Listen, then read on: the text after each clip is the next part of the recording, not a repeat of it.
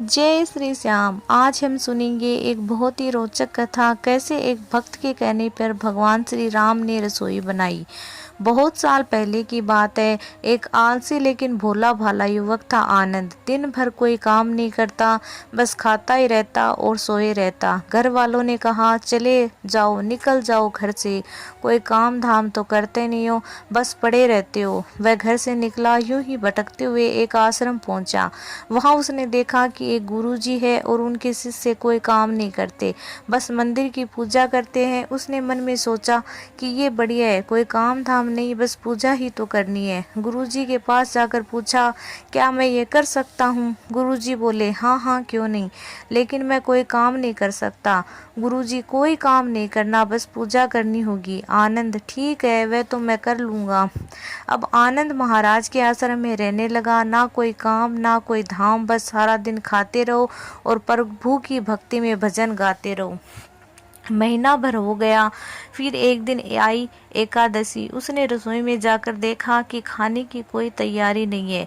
उसने गुरुजी से पूछा कि आज खाना नहीं बनेगा क्या? गुरुजी ने कहा, नहीं, आज तो एकादशी है, तुम्हारा भी उपवास है। उसने कहा, नहीं, हम उपवास नहीं रख सकते। अगर हम उपवास रखेंगे तो कल का दिन ही नहीं देख पाएंगे, हमें तो भूख लगती है, आपने पहले क्यों नहीं बताया? गुरुजी ने कहा, ठीक है, तुम उपवास मत रखो, पर खाना भी तुम्हारे लिए कोई नहीं बनाएगा, तुम खुद ही बनाओगे। मरता क्या न करता।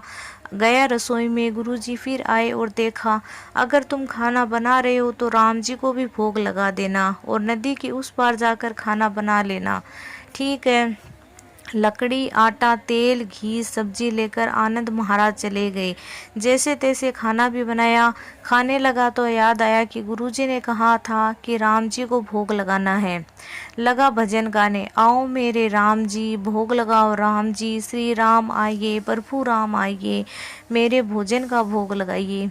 कोई न आया तो वह बेचैन हो गया कि यहाँ तो भूख लगी है और राम जी आ ही नहीं रहे। भोला मानस जानता नहीं था कि प्रभु साक्षात तो आएंगे नहीं, पर गुरुजी की बात मानना भी जरूरी था। फिर उसने कहा, देखो प्रभु राम जी, मैं समझ गया कि आप क्यों नहीं आ रहे हो। मैंने तो रूखा सूखा बनाया है और आपको तरमाल खाने की आदत है, इसलिए नहीं आ रहे हो। तो सुनो प्रभु, आज वहाँ भी कुछ नहीं बना है, सबको एकादशी का उपवास है, खाना तो आज यही भोग पड़ेगा। श्री राम अपने भक्त की सरलता पर मुस्कुराए और माता सीता के साथ प्रकट हुए। भक्त असमंजस में था। गुरुजी ने कहा था कि राम जी आएंगे, पर यहाँ तो माता सीता भी आई है और मैंने तो भोजन बस 2 लोगों का बनाया है। चलो कोई बात नहीं, आज इन्हें ही खिला देता हूँ। बोला, प्रभु मैं भूखा रह गया, लेकिन आप दोनों को देखकर बड़ा अच्छा लगा, लेकिन अगली बार एकादशी पर ऐसा ना करना, पहले ही बता देना कि कितने लोग आएंगे, और हाँ, थोड़ा जल्दी आ जाना। राम जी उसकी बात पर बड़े मुद्दित हुए, प्रसाद ग्रहण करके चले गए। अगली एकादशी पर ये भोला मानस सब कुछ भूल गया। उसे लगा कि प्रभु ऐसे ही आते होंगे और प्रसाद ग्रहण करते होंगे। फिर एकादशी आई। गुरुजी ने कहा, मैं चला अपना खाना बनाने, पर गुरुजी, थोड़ा ज़्यादा अनाज लगेगा, वहाँ 2 लोग आते हैं।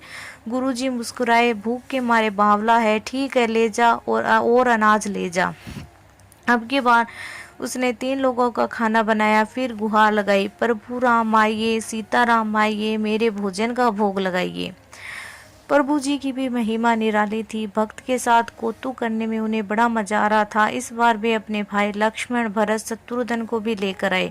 भक्त को चक्कर आ गए, ये क्या हुआ, एक का भोजन बनाया था, 2 आए, और आज 2 का खाना बनाया तो पूरा खानदान आ गया।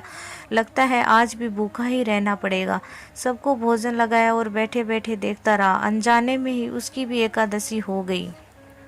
फिर अगली एकादशी आने से पहले गुरुजी से कहा, गुरुजी, ये आपके प्रभु राम जी अकेले क्यों नहीं आते हैं? हर बार कितने सारे लोग ले आते हैं, इस बार अनाज ज़्यादा देना। गुरुजी को लगा कहीं ये अनाज बेचता तो नहीं है, देखना पड़ेगा जाकर। भंडार में कहा, इसे जितना अनाज चाहिए दे दो, और चुपकर उसे देखने चले गए। इस बार आनंद ने सोचा, खाना पहले नहीं बनाऊंगा, पता नहीं कितने लोग आएंगे, पहले बुला लेता हूँ फिर बनाता हूँ। फिर टेर लगाई, प्रभु राम आइए, श्री राम आइए, मेरे भोजन का भोग लगाइए। सारा राम दरबार मौजूद था। इस बार तो हनुमान जी भी साथ आए थे, लेकिन ये क्या, प्रसाद तो तैयार ही नहीं था। भक्त ठहरा भोला भाला, बोला, प्रभु इस बार मैंने खाना नहीं बनाया। प्रभु ने पूछा, क्यों? बोला, मुझे मिलेगा तो है नहीं, फिर क्या फायदा बनाने का, आप ही बना लो और खुद ही खा लो। राम जी मुस्कुराए, सीता माता भी गदगद हो गई उसके मासूम जवाब से। लक्ष्मण जी बोले, क्या करे प्रभु? प्रभु बोले, भक्त की इच्छा है, पूरी तो करनी पड़ेगी, चलो लग जाओ काम से। लक्ष्मण जी ने लकड़ी उठाई, माता सीता आटा छानने लगी। भक्त एक तरफ बैठकर देखता रहा। माता सीता रसोई बना रही थी और कई ऋषि मुनि व यक्ष गंधर्व प्रसाद लेने आए हुए थे। इधर गुरुजी ने देखा कि खाना तो बना ही नहीं, भक्त एक कोने में बैठा है। पूछा, बेटा क्या बात है, खाना क्यों नहीं बनाया? बोला, अच्छा किया गुरुजी आप आ गए, देखिए कितने लोग आते हैं प्रभु के साथ। गुरुजी बोले, मुझे तो कुछ भी नहीं दिखाई दे रहा तुम्हारे और अनाज के सिवा। भक्त ने माथा पकड़ लिया, एक तो इतनी मेहनत करवाते हैं प्रभु, भूखा भी रखते हैं और ऊपर से गुरुजी को भी दिख नहीं रहे, ये तो और भी बड़ी मुसीबत है। प्रभु ने कहा, आप गुरुजी को क्यों नहीं दिखाई दे रहे हो? प्रभु बोले, मैं उन्हें नहीं दिख सकता। बोला, क्यों? वे तो पंडित है, ज्ञानी है, विद्वान है, उन्हें तो बहुत कुछ आता है, उन्हें क्यों नहीं दिखाई देते हो आप? प्रभु बोले, माना कि उनको सब कुछ आता है, पर वे सरल नहीं है तुम्हारी तरह, इसलिए उनको नहीं दिख सकता।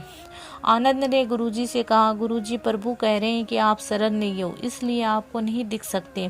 गुरुजी रोने लगे और कहने लगे कि वाकई में मैंने सब कुछ पाया पर सरलता नहीं पा सका तुम्हारी तरह, और प्रभु तो मन से सरलता से ही मिलते हैं। प्रभु प्रकट हुए और गुरुजी को भी दर्शन दिए। इस तरह एक भक्त के कहने पर प्रभु श्री राम ने रसोई बनाई। बोलो भगवान श्री राम माता जानकी की जय हो।